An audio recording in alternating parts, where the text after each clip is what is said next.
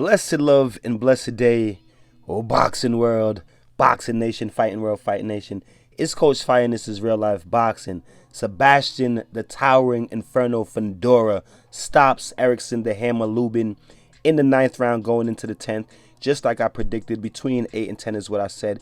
Hey, before we get into it, I'm going to ask y'all to give me y'all best 112, man. Hit the like button, hit the subscribe button, hit the notification button so you can be notified when all videos are being uploaded on the channel. Let's get into the video. Great fight, great action-packed fight, great back and forth fight. Erickson Lubin came out really sharp in the first round, throwing a nice lead right hook, snapping out the jab, throwing a nice lead right hook. Boxing against Fundora, doing this thing, and Fundora was, trying to put on the pressure, just like he does. Second round comes around, Fundora comes out blazing. It was a pretty good round, back and forth round. Fundora hits Erickson Lubin with a series of the rear hand uppercuts, of the left hand uppercuts, hits him with a series of them, buckles his knees with one of them, continues the attack, throws a jab, uppercuts off the jab, and drops Erickson Lubin in the second round. Right at the end of the second round, he dropped Erickson Lubin with a nice uppercut. Erickson Lubin got up. He was hurt, staggered around the ring, went from the neutral corner to his corner, and the referee actually counted in his corner. He wasn't in the neutral corner. But he got saved by the round. He got up, referee counted. He was good. So he got to rest going into the third round, comes back out and starts a firefight. Now he reverts from the boxing to going on the inside in fighting with Fundora. And this is what I talked about in my prediction video about Erickson Lubin, just being in love with his power too much, not sticking to the game plan.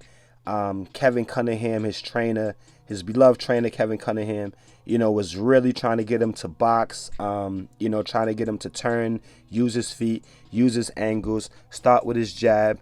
But like I said, Lubin, tends to fall in love with his power and felt as though he could stand on the inside, and take what Fundora had to give, and maybe Fundora, couldn't take what he had to give. Seems like that's what Lubin, decided to do from that point going forward. After he got dropped in the second round, got up, and pretty much it became like an inside fight. And it's not like Fundora, was actually like chasing him around, like Lubin was actually like trying to box. In spurts, he would try to move, he would try to box, and he did very good when he did that. And for me, I feel like if he would have boxed and used his feet, used his counters, used his boxing knowledge, his boxing intelligence, he could have broken Fundora down, because Lubin was throwing hard shots, and Lubin has good power, good power puncher, and he was sitting down on his punches. So I felt like if he fought the right game plan, he could have actually got Fundora out of there. But like I said, Lubin, he preferred to stay on the inside and go toe to toe with Fundora. And Fundora, like I said in my prediction video, Fundora, for the stature, the physical stature, 6'6", the 80-inch reach in the super welterweight division, just superhuman at that weight level, super stature at that weight level. He doesn't want to use his jab. He doesn't want to use his long punches. He uses his jab, but he doesn't use his reach to like his advantage. He wants to get in the inside. Like I said, he's a mid-range hooker and a mid-range uppercutter. He wants to get on the inside, mid-range to inside, and smother you and throw his hooks and throw his uppercuts. And that's kind of what the fight fell into. Now, Lubin is a dog. Lubin is a dog, because he was getting tatted up. He was getting tattooed with punches, in his face clearly shows that his face just looked absolutely disgusting by the end of the fight. And I'm hearing that he had, just from the looks of it, you can tell he had a broken nose, a broken jaw, and they're saying that his orbital bone was broken as well. So that's just a massive beating. But like I said, Lubin is a dog because he kept after he got dropped, you know what I'm saying, he got up, kept fighting. Whether he was fighting the right strategy or not, he kept fighting. He was landing some big shots in Fundora. And in the 6th round, I believe it was the 6th round, he was able to, first of all, after getting absolutely dominated, I think that was actually the round when Fundora just like really beat up his face, for the whole round, and then Lubin exploded at the end of the round with a series of punches, caught Fundora with his hands down, got Fundora's head going all over the place, and ends up dropping Fundora. Hurts Fundora, overwhelms him, and ends up dropping Fundora. I believe that was right at the end of the 6th round, if I'm not mistaken. Fundora got up, goes back to his corner. His corner, gets him right, tells him stop fucking around, asks him if he's okay. He says yes, be smart out there, stop fucking around, don't do nothing stupid, get back to business. Fundora comes out in the 7th round, likewise so does Lubin, and Lubin still, he's trying to throw that power lead right hook, which he was catching Fundora with that shit, catching Fundora with that lead right hook, and he was sitting on it. But I feel like in that round also, like, Lubin's tank was just, like I said, Lubin was taking a beating, and, looking at his face was just getting grotesquely worse, like, as the fight went on. It appeared that Lubin was landing, like, the harder, cleaner punches, but to me, I just feel like it just seemed that way because of the distance that they were at. When Lubin was at mid-range distance, was at his distance to fire off his big shots, he would, but it was too far and few in between. And meanwhile, Fundora is just, they're just laying on each other, and Fundora is just absolutely tatting him. In the punches, they don't look, as hard and as clean as when Lubin hits Fundora because of the distance. When Lubin hit Fundora clean and hard, it was because he had that distance. But most of the time, he didn't have the distance that he needed. But Fundora is able to operate at that distance. And like I said, you're not, watching it, you're not seeing like, oh, that was a hard shot. Oh, that was a hard shot. Some of them, some of Fundora's punches, you're like, oh. But it's really like, tricky, like tricky stuff, because it doesn't look like it's hard, but it's just a lot of overwhelming. And like I said, with his size, his height, his structure, those are hard punches. The leverage on those punches, whether they may seem, like they're hard or not, those are hard punches. And Lubison's face definitely tells the story and definitely proves that. Now, at the end of the fight, Kevin Cunningham stopped the fight at the end of the 9th round. Lubin turned around to go to his corner, and Kevin Cunningham just seen the face and was like, no, we had enough. I mean, face just grotesquely swollen, bleeding, and Lubin was fading. Like he dropped Fundora in the 6th, and he's a dog, and he came back, but he was fading, and it looked like he was gonna end up getting stopped. So I think that it was a very, very, very good stoppage by Kevin Cunningham. Lubin's team did not like it because somebody threw ice, at Kevin Cunningham, and that came like from right out of their corner. You know what I mean? So it had to be like one of the family members of Lubin. They showed like all his brothers, his whole family there. So it looks like they were pretty upset, when Kevin Cunningham stopped the fight. But I mean, Lubin's face, like I said, was absolutely battered. He looked like the Avatar. You know what I'm saying? Like literally.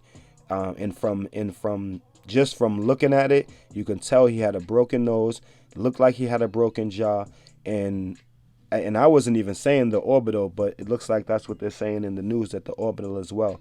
So literally, Sebastian Fundora broke up his face. And in his interview, and it's funny because in his interview that he did with Fight Hype, or one of those, who Fight Hub or Fight Hype, whoever covered that, I think it was Fight Hub, he said that was the title of the video when they interviewed Sebastian Fundora, that I want to break his face. And he literally broke up Erickson Lubin's face.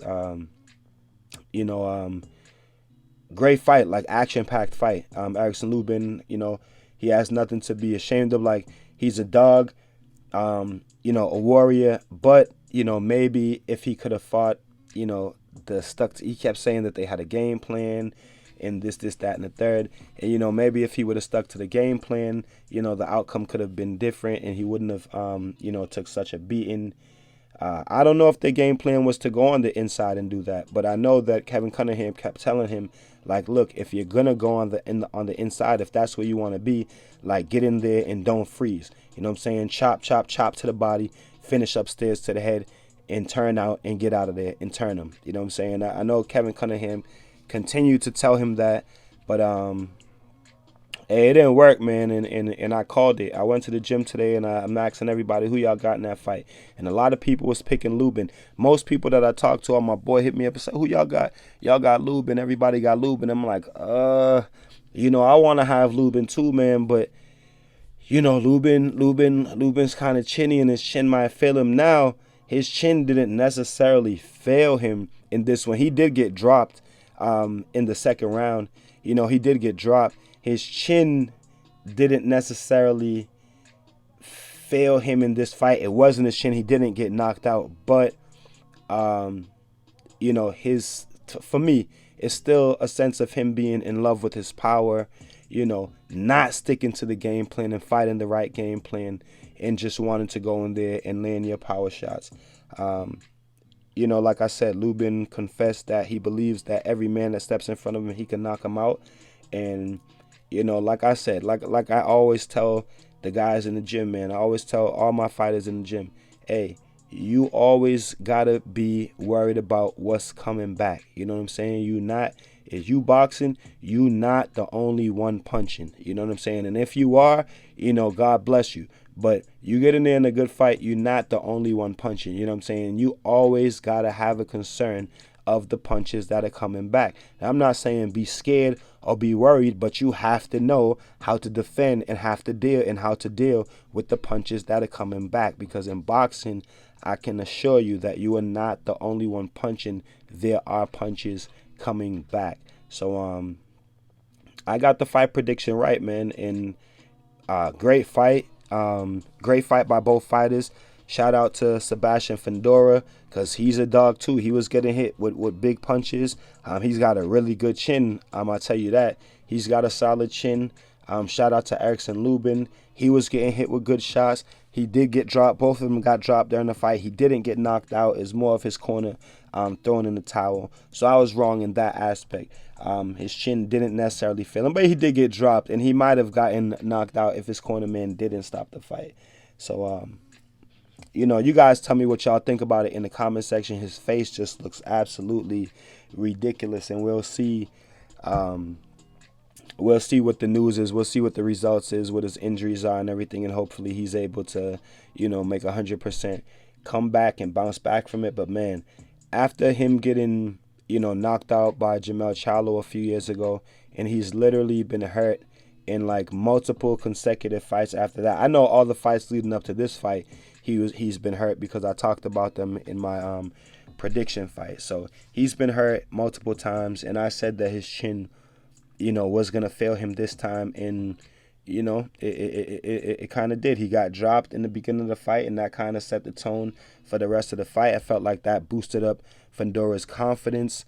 Major Fundora jumped around when he knocked him down, like he was amped when he dropped Lubin. So I feel like that definitely boosted Sebastian Fundora's confidence, even though he was mighty confident.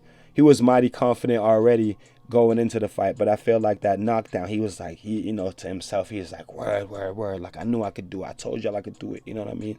So, big kudos to both of them. Like I said, hopefully, Lubin, comes out healthy. Hopefully he can get back to, he can recover a full 100% and, resume his boxing career.